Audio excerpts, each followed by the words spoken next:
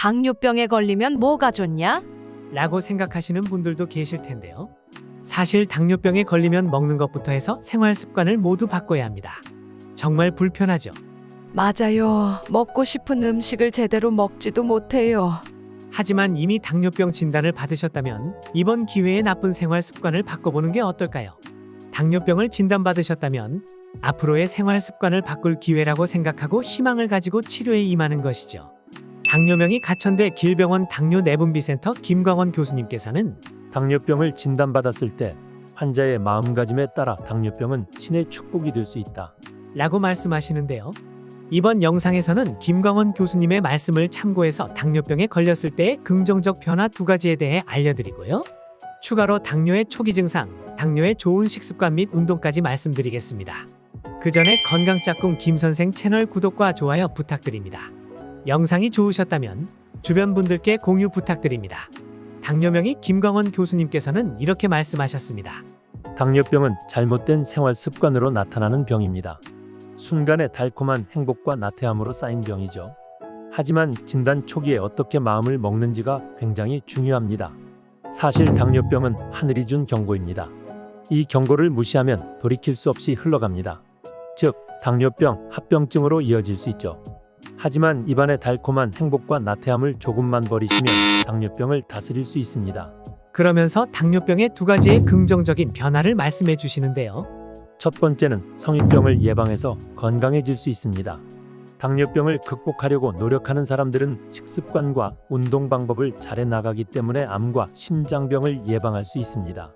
두 번째는 가족의 건강지킴이가 될 수 있습니다. 당뇨병은 가족들을 귀찮게 하는 병이 아니라 좋은 생활 습관을 가족들에게 전파할 수 있는 병이죠. 김광원 교수님의 말씀을 정리하면 당뇨병에 걸리더라도 긍정적으로 치료에 임해서 잘못된 생활 습관을 고치라는 희망의 메시지네요. 네, 맞습니다. 미리 당뇨병을 예방하는 게 제일 좋지만요. 그렇지 못하다면 몸이 보내는 경고 신호라고 느끼고 건강관리를 해야겠죠? 혹시나 당뇨인지 걱정되는 분들께 당뇨 신호 3가지를 준비했습니다. 첫 번째, 체중 증가입니다. 인슐린이라는 호르몬 때문인데요. 인슐린이 뭔가요? 섭취한 음식을 에너지로 바꿔주는 데 도움이 되는 호르몬입니다. 보통 음식을 먹으면 포도당으로 변하는데요.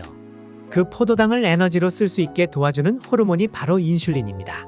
하지만 인슐린이 몸에서 반응을 덜 하게 되면 포도당을 우리 몸에서 조금만 받아들입니다.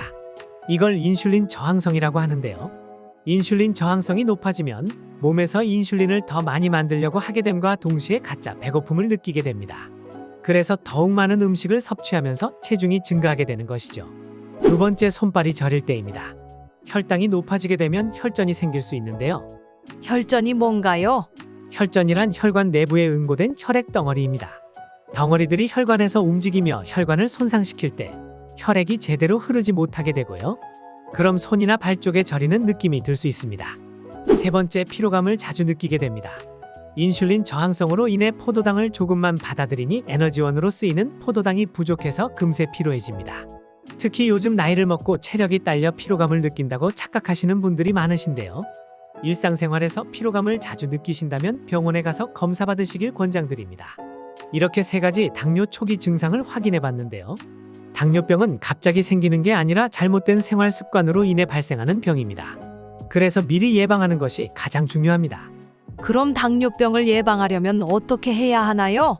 덜 먹는 게 가장 중요합니다. TV 프로그램에서 당뇨에 좋다는 음식들이 많이 나오고 그걸 또 많이 드시기도 하는데요. 아니면 건강기능식품을 추가로 섭취하시죠. 하지만 가장 중요한 것은 덜 드시는 것입니다. 먼저 설탕을 덜 드셔야 합니다. 음료수나 믹스커피 등 설탕이 들어간 모든 것을 최소한으로 줄이셔야 합니다. 가공식품의 경우 영양 정보를 확인하시면 당류가 몇 그램인지 보시고 최소한으로 드셔야 합니다. 그리고 탄수화물을 줄이셔야 합니다. 특히 우리나라 사람들은 쌀빵, 떡을 굉장히 좋아하는데요. 탄수화물 덩어리라서 혈당을 급격히 올리기 때문에 최대한 덜 드시는 게 중요합니다.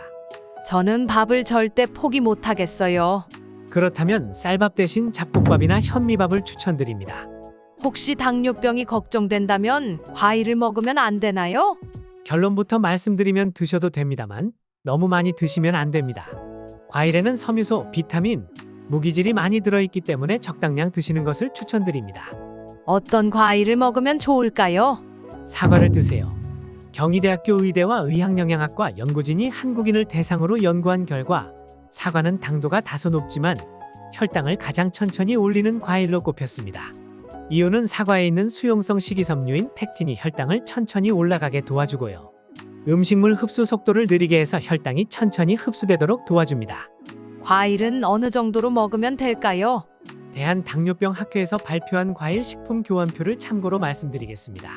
대표적으로 사과는 3분의 1 정도, 딸기는 7개, 바나나는 반개, 배는 4분의 1, 귤은 2개 정도가 하루 섭취량으로 권장드립니다. 여기서 먹는 과일의 당도가 높다면 먹는 양을 조금 줄이셔야 합니다.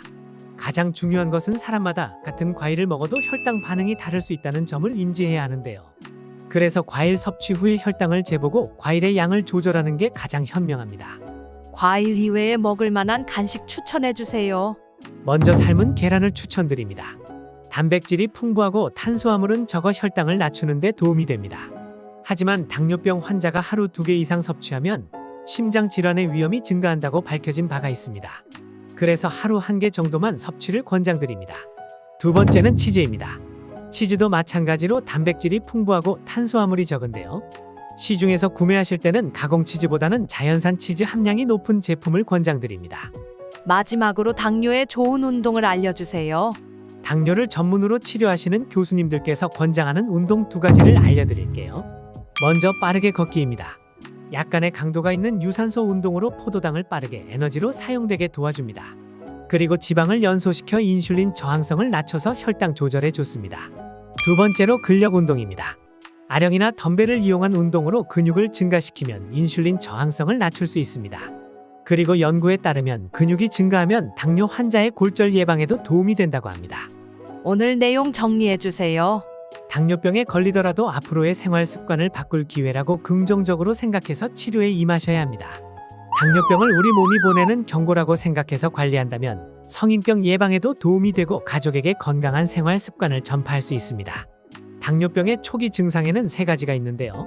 먼저 체중이 증가할 수 있고요. 손발이 저리거나 피로감을 자주 느낄 수 있습니다. 당뇨병 예방을 위해서는 설탕과 탄수화물을 줄이고 과일 중에 특히 사과를 권장드리며 적당히 드시면 됩니다. 당뇨병 예방에 도움이 되는 운동은 빠르게 걷기와 근력 운동입니다. 오늘도 영상 시청해 주셔서 감사합니다. 영상이 좋으셨다면 구독과 좋아요 부탁드립니다.